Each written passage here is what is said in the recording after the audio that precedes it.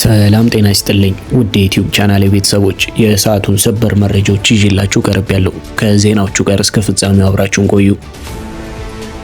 ዋና ከተማዋን አዲስ አበባን የሚከበውን ሸገር ሲቲን ጨምሮ በተለያዩ የኦሮሚያ ክልል አካባቢዎች ወጣቶችን ያለ ፍላጎታቸው ለውትድርና የመመልመልና አንዳንዶቹንም በገንዘብ የመደራደር ህገወጥ አሰራር ዳግም ማገርሸቱን አዲስ ስታንዳርድ ያወጣው ዘገባ አጋለጠ።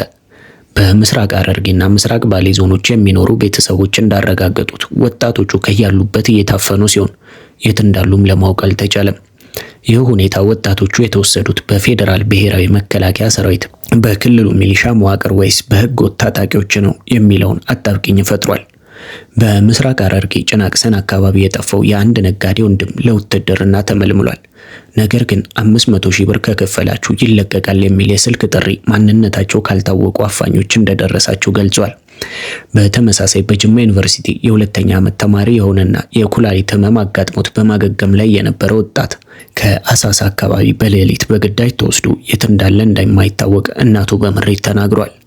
ይህ ድርጊት የኢትዮጵያ መከላከያ ሰራዊት አዋጅና ህገ መንግስቱ ከሚደነግገው የዜጎች ፈቃደኝነት ውጪ የሚፈጸም ግልጽ የሰብአዊ መብት ጥሰት ነው። የኢትዮጵያ ሰብአዊ መብቶች ኮሚሽን ኢሰመኮ በታህሳስ 2024 ባወጣው ሪፖርት በአዳማ፣ ቢሾፍቱ፣ ጅማና ሻሸመኔ አካባቢዎች እስከ 11 ዓመት ዕድሜ ያላቸው ህጻናት ሳይቀሩ በወታደራዊ ምልመላ ስም መታፈናቸውንና ቤተሰቦቻቸው ገንዘብ እንዲከፍሉ መገደዳቸውን ማጋለጡ አይዘነጋም። ከዚህም ባሻገር በሆሮ ጉድሩ ወለጋ ዞን አርሶ አደሮች ገዳ ሴርና በተባለው የክልሉ ሚሊሻ ስልጠና እንዲሳተፉ ለማስገደድና የማዳበሪያና የምርጥ ዘር አቅርቦትን እንደ ቅድመ ሁኔታና ማስፈራሪያ እየተጠቀሙ መሆኑ ተጋልጧል። ሀገሪቱ በትግራይ፣ በአማራ፣ በኦሮሚያና በቤንሻንጉል ጉሙዝ ክልሎች ካለው የጸጥታ መደፍረስ ጋር እየታገለች ባለችበት በዚህ ወቅት በኦሮሚያ ክልል የሚታየው ይህ አፈና፣ የግዳጅ ምልመላና የገንዘብ ዘርፊያ የህግ የበላይነትን ክፉኛ የሚፈታተን ነው። ይሁን እንጂ የኦሮሚያ ክልል መንግስትም ሆነ የፌዴራል መከላከያ ባለስልጣናት ስለዚህ አዲስ የሰብአዊ መብት ጥሰት ሪፖርት እስካሁን የሰጡት ምላሽ የለም። ባለስልጣናቱ ቀደም ባሉት ጊዜያት የሚወጡ ተመሳሳይ ሪፖርቶችን የሐሰት ፕሮፓጋንዳ በማለት ማጣጣላቸው የሚታወስ ሲሆን አሁን ግን የህግ አግባብን የተከተለና ግልጽነት ያለው የምልመላ ስርዓት ሊኖር እንደሚገባ የህግ ባለሙያዎች አበክረው እያሳሰቡ ይገኛሉ። በሱዳን የስልጣን ሽኩቻ የተጠመዱት ተፋላሚ ኃይሎች አንዱ ሌላውን በጦር መሳሪያ ኃይል ሙሉ በሙሉ አሸንፎ ለመውጣት የሚያደርጉት ጥረት ከንቱ መሆኑን መሬት ላይ ያለው ነባራዊ ሁኔታ ዳግም እያረጋገጠ ይገኛል። ይህንን የሱዳን ማለቂያ የለሽ የጦርነት አዙሪት አስመልክቶ በምስራቅ አፍሪካ ጉዳዮች የጠቅላይ ሚኒስትሩ አማካሪ የሆኑት አቶ ጌታቸው ረዳ ጠንከር ያለ ትንታኔያዊ መልእክት አስተላልፈዋል። አቶ ጌታቸው በኤክስ ገጻቸው ባሰፈሩት መልእክት ባለፉት ጥቂት ሳምንታት የጀነራል አብዱል ፈታህ አልቡርሃን ጦር በፈጥኖ ደራሽ ኃይሉ አርኤስኤፍ ላይ ወታደራዊ የበላይነት ማግኘቱ በስፋት ሲነገር ቢቆይም አሁን ላይ ግን አርኤስኤፍ የጦርነቱን ሚዛን ወደ ፖርት ሱዳን አቅጣጫ እየቀለበሰው እንደሚገኝ አመላክቷል። ፈጥኖ ደራሽ ኃይሉ በብሉ ናይል ግዛት የሚገኙትን ኩርሙክና ቀይሰን ከተሞች ዳግም መቆጣጠሩ የዚሁ ወታደራዊ ፉክክር ማሳያ መሆኑን ገልጿል። ነገ ወይም ከነገ ወዲያ በጦር ሜዳው ምን ሊፈጠር እንደሚችል በእርግጠኝነት መናገር ባይቻልም ከተሞችና የጦር ሰፈሮች እንደየሁኔታው ከሳምንት ሳምንት በተፋላሚዎቹ እጅ መቀየራቸው እንደማይቀር አቶ ጌታቸው አስረድቷል። ይሁን እንጂ በዚህ ሁሉ መስቀልቅል ውስጥ የማይለወጠው ብቸኛው ሀቅ ምስኪኑ የሱዳን ህዝብ የሚገኝበት ሰቆቃና መከራ ከዕለት ወደ ዕለት እየከፋ መምጣቱ ነው። ተጨማሪ የጡንቻ መፈታተን ለሀገሪቱ የፖለቲካ ቀውስ መፍትሄ እንደማያመጣ ያሰመሩበት አማካሪው ሁለቱም ወገኖች ከተኩስ ይልቅ ንግግር ብቸኛውና የመጨረሻው አማራጭ መሆኑን አምነው መቀበል አለባቸው ሲሉ መክሯል።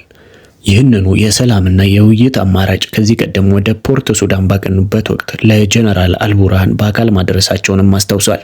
በሱዳን ጉዳይ ጣልቃ ለሚገቡ የውጭ ኃይሎችና ለዓለም አቀፉ ማህበረሰብ መልእክት ያስተላለፉት አቶ ጌታቸው የውጭ መንግስታትም ሆኑ ሌሎች አካላት ለተፋላሚዎቹ የሚያደርጉትን ማንኛውም አይነት የድጋፍ ኃይል ሚዛኑን በአንዴ እንደማይቀየሩ አስገንዝቧል። በመሆኑም ዓለም አቀፉ ማህበረሰብ የተለመደውን የዳር ተመልካችነት ትቶ ደግና ሩሩ የሆነውን የሱዳን ህዝብ ከፍተኛ ሁኔታ የጠማውንና የሚገባውን ሰላም እንዲያገኝ በተቀናጀ መንገድ ሊሰራ ይገባል ሲሉ ጥሪያቸውን አቅርበዋል።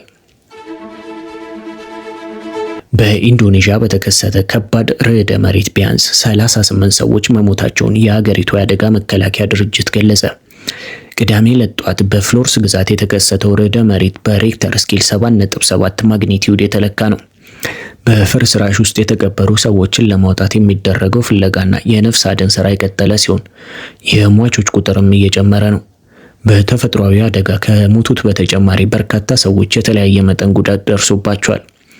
በርዕደ መሬቱና ቀጥለው ባጋጠሙት በርካታ ንዝረቶች በክልሉ ያሉ ህንፃዎችን ፈራርሷል።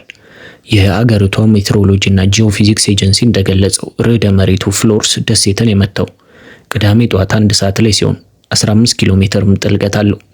የመሬት መንቀጥቀጥ ጥልቅ ባልሆነ ስፍራ ሲያጋጥም ብዙ ጉዳትን ያስከትላል። ከርዕደ መሬቱ በኋላ በአካባቢው በ6.1 ማግኒቲዩድ የተለኩ ጠንካራ ንዝረቶችም ተሰምተዋል።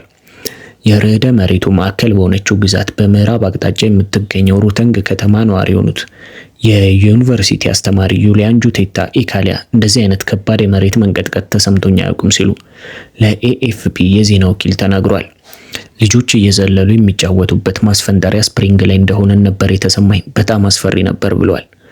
ወጣ ብሎ በሚገኘው ተራራማ ስፍራ በደረሰው አደጋው ያጋጠመውን አጠቃላይ ውድመት ለመገምገም ጊዜ ወስዷል ተብሏል። ሆኖም የመጀመሪያ ደረጃ ሪፖርቶች 54 ቤቶች፣ 5 የጤና መሰረተ ልማቶች፣ 3 የእምነት ተቋማት፣ 6 የመንግስት ህንፃዎች፣ የትምህርት ተቋምና መጋዘን በከፍተኛ መጠን መውደማቸውን አመልክተዋል። የሱዳን ፈጣን ድጋፍ ኃይል አርኤስኤፍ እና አጋር ታጣቂዎች ከኢትዮጵያ ጋር በሚዋሰነው ብሉ ናይል ግዛት ውስጥ የምትገኘውንና ስትራቴጂካዊ ጠቀሜታ ያላትን አልኩርሙክ ከተማ መቆጣጠራቸውን አልጀዚራና ዘናሽናል ዘገቡ። የወታደራዊና የመንግስት ምንጮች ሐሙስ ዕለት ለአልጀዚራ እንደገለጹት የሱዳን መከላከያ ሰራዊት ኤስኤኤፍ አባላት ለቀው በመውጣት በኩርሙክ ከውጭ መክተማቸውን ተከትሎ የአርኤስኤፍ ታጣቂዎችና የሱዳን ህዝቦች ነጻነት ንቅናቄ አባላት ወደ ከተማዋ ገብተዋል። ታጣቂ ቡድኑ በበኩሉ በሰራዊቱ ላይ ከፍተኛ ጉዳት ማድረሱንና በርካታ መሳሪያዎችንና ጥይቶችን መማረኩን ገልጿል። እስራኤልን ያስደመመው የኢራን ፈጣን የጦር ማገገም። በጦርነቱ የመጀመሪያ ሳምንታት የደረሰባትን ጥቃት ተከትሎ የኢራን ወታደራዊ ኃይል ባሳየው ያልተጠበቀና ፈጣን የማገገም ሂደት እስራኤል ከፍተኛ ድንጋጤና አግራሞት እንደፈጠረባት ተገለጸ። የደህንነትና የጂኦፖለቲካ ባለሙያዎች እንደሚሉት ኢራን በተሰነዘረባት ወታደራዊ መተሳቢያ ደክማለች ተብሎ በተገመተበት በአጭር ጊዜ ውስጥ አቅሟን መልሳ በማደራጀት ያሳየችው ፍጥነት የእስራኤልን ወታደራዊ ስትራቴጂስቶችና የደህንነት ተቋማት አስደምሟል። ይህ ያልተጠበቀ የኃይል ማገገም በኢየሩሳሌም ከፍተኛ ስጋትን የፈጠረ ሲሆን በመካከለኛው ምስራቅ ያለውን የጦርነት ሂደትና የኃይል ሚዛን አዲስ አቅጣጫ ሊያስይዘው እንደሚችል ይገመታል።